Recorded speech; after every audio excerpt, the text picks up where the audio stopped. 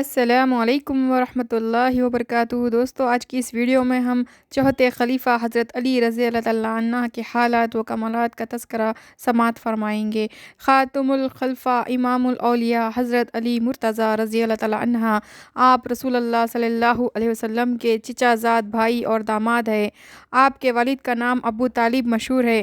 ابو طالب ایمان نہیں لائے۔ آپ کے یہ القاب حیدر، کرار، صحاب، ذوالفقار، شیر خدا، ابو تراب۔ آپ فخر کے ساتھ فرمایا کرتے تھے کہ 3 باتوں میں مجھے فخر ہے، ایک یہ کہ میرے سسر سید البشر ہے اور میری بیوی جنت کی عورتوں کی سردار ہے، اور میرے بیٹے حسن اور حسین نواز رسول کونین ہیں، جن کے رتبے کے برابر کسی کے بیٹے کا رتبہ نہیں ہے۔ آپ تیسرے خلیفہ حضرت عثمان رضی اللہ تعالیٰ عنہ کے بعد حضور صلی اللہ علیہ وسلم کے چوتھے خلیفہ ہیں۔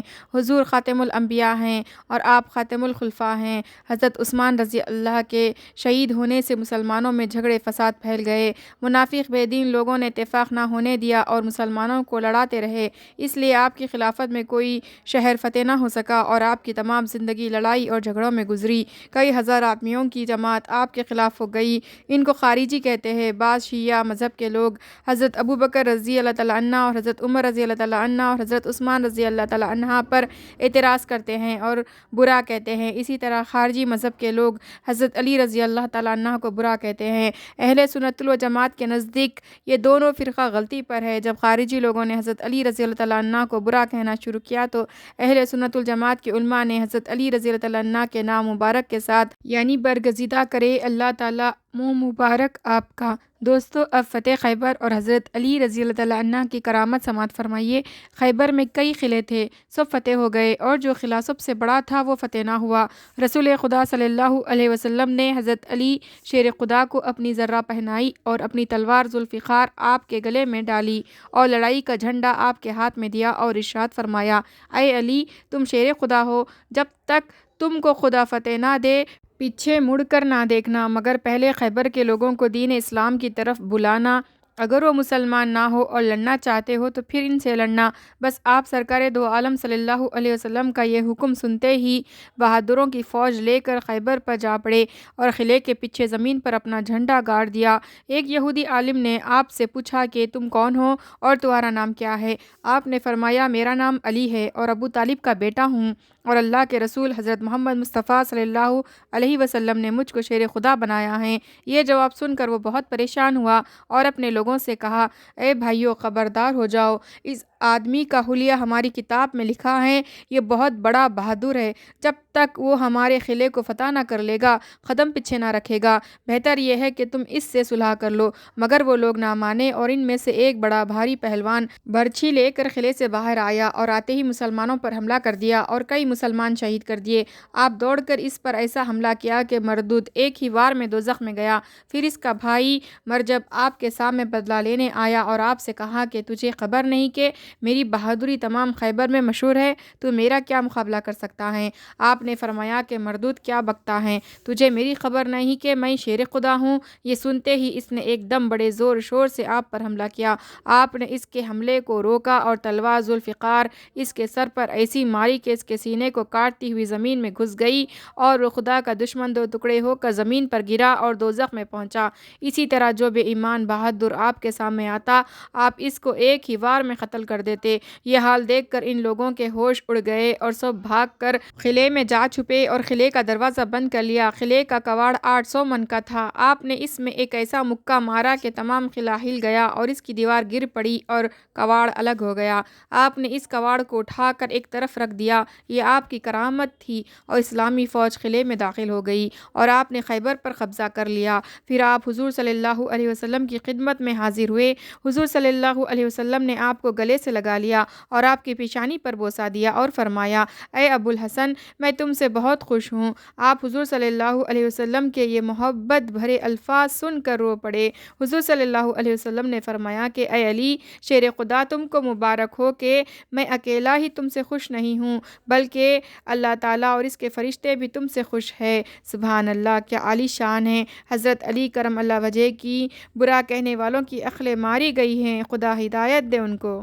تمام مسلمان بھائیوں اور بہنوں کو معلوم ہونا چاہیے کہ مذہب اہل سنت الجماعت ہی ایک ایسا صحیح اور سچا مذہب ہے کہ جس پر چلنا نجات کا ذریعہ ہے۔ تمام روئے زمین پر اسی مذہب کا زور اور غلبہ رہا ہے اور ہمیشہ رہے گا، اور اللہ و رسول کے احکام صحیح طور پر اسی میں ہیں۔ اس مذہب کے تمام بڑے بڑے علماء نے اور تاریخ دانوں نے لکھا ہے کہ حضرت ابوبکر صدیق رضی اللہ تعالیٰ عنہ اور حضرت عمر رضی اللہ تعالیٰ عنہ اور حضرت عثمان رضی اللہ تعالیٰ عنہ نے حضرت علی رضی اللہ تعالیٰ عنہ سے سب دین و دنیا کے کاموں میں مشورے لیے اور آپ کے مشوروں پر عمل کر کے فتح حاصل کی، اور 24 برس تک حضرت علی رضی اللہ تعالیٰ عنہ شیر خدا نے ان کے پیچھے نماز پڑھی اور ان تینوں حضرات کو خلیفہ مانا ہے اور ان سے بیعت کی، اور جو مال غنیمت ان کی خلافت میں آتا تھا اس کو حضرت علی رضی اللہ تعالیٰ عنہ اپنے خرچ میں لاتے تھے، اور اپنی شہزادی حضرت ام کلثوم کا نکاح حضرت عمر رضی اللہ تعالیٰ عنہ سے کر دیا تھا، اور حضرت عمر رضی اللہ تعالیٰ عنہ نے اپنی خلافت میں گرفتار کی ہوئی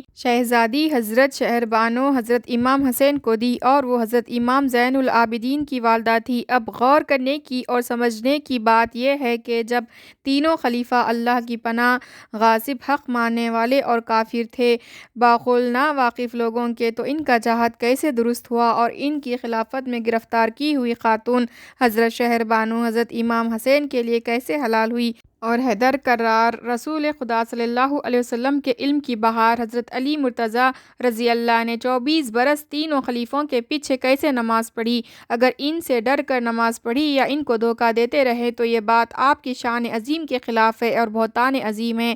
حیدر کرار شیر جبار ایسے ایمان اور دل کے کمزور اور خدا کی پناہ ایسے دین فروش خدا تعالیٰ کو چھوڑ کر لوگوں سے ڈرے، اور آپ کے شہزادہ کونین حضرت امام حسین دین کی مضبوطی کے لیے کسی طاقت سے نہ ڈرے اور کربلا میں شہید ہو جائے۔ بہت سے لوگ ایسے ہیں کہ حضرت علی رضی اللہ تعالیٰ عنہ اور حضرت امام حسین رضی اللہ تعالیٰ عنہ کے ساتھ محبت ظاہر کرتے ہیں اور اپنے آپ کو شان علی یعنی علی شیر خدا کی جماعت کہتے ہیں، مگر آج تک وہ یہ نہ سمجھے کہ ہم نے حضرت علی رضی اللہ تعالیٰ عنہ شیر خدا کا کھانا پینا اور عبادت وغیرہ سب خراب کر دیا اور قیامت تک کے لیے سعادت کی نسلوں میں عیب اور فرق ڈال دیا، محبت اور عظمت کا خوب حق ادا کیا۔ یاد رکھو یہ سب خرابیاں اور بے ادبیاں عبداللہ ابن سبا کی ڈالی ہوئی ہے کہ وہ بے ایمان اللہ و رسول کا دشمن۔ ایسا فساد پھیلا گیا کہ مسلمانوں میں اب تک یہ فساد اور اختلاف موجود ہے۔ اللہ تعالیٰ کا بے شمار احسان ہے کہ ہم اہل سنت الجماعت کے دلوں میں اس نے اپنے پیارے رسول حضرت محمد مصطفیٰ صلی اللہ علیہ وسلم کی اور آپ کی اولاد پاک اور آپ کی ازواج مطہرات کی اور آپ کے اصحاب کرام کی محبت اور عظمت ایسی بھر دی ہے کہ ہماری تحریروں اور تقریروں سے صاف ظاہر ہے، جس کو کل دنیا کے لوگ جانتے ہیں، اور خدا نے چاہا تو ان خدا کے مقبول اور پیاروں کی محبت اور عظمت اور اطاعت سے ہم اہل سنت الجماعت خدا کے عذاب سے نجات پائیں گے۔ اللہ تعالی ہم کو اس سے سچے دین اور مذہب پر قائم رکھے اور اس پر موت دے، اور جو مسلمان اس سچے مذہب کو سمجھے نہیں اور اس کے خلاف ہے ان کو ہدایت کرے۔ حضرت علی رضی اللہ تعالیٰ عنہ کی شہادت کا بیان سماعت فرمائیے۔ حضرت علی رضی اللہ تعالیٰ عنہ لڑائی جھگڑوں سے تنگ آ کر کوفے میں رہنے لگے۔ صبح کی نماز کے لیے آپ اپنے معمول کے مطابق بہت سویرے مسجد میں تشریف لے گئے۔ وہاں ابن ملجم خارجی دشمن پہلے سے چھپا کھڑا تھا۔ اس ظالم نے اپنی زہر بھری تلوار آپ کے سر پر ماری، زخم تو ہلکا ہی لگا مگر زہر اثر کر گیا۔ ابن ملجم خارجی کو لوگوں نے پکڑ لیا اور اس کو آپ کے سامنے لائے۔ آپ نے فرمایا اگر میں مر گیا تو جان کے بدلے جان لی جائے، اور اگر میں بچ گیا تو جو میری رائے ہوگی وہ کروں گا۔ ابھی اس قاتل کو قید میں رکھو، لیکن آپ 2 ہی دن زندہ رہے۔ انا للہ و انا الیہ راجعون۔ حضرت امام حسن اور حضرت امام حسین اور عبداللہ ابن جعفر وغیرہ نے آپ کو غسل دیا اور نماز جنازہ حضرت امام حسن رضی اللہ تعالیٰ عنہ نے پڑھائی۔ 4 برس اور 9 مہینے آپ نے بڑی مصیبت کی خلافت کی، اور 18 رمضان 40 ہجری میں پیر کے دن بوقت فجر 63 برس کی عمر شریف پا کر آپ شہید ہوئے۔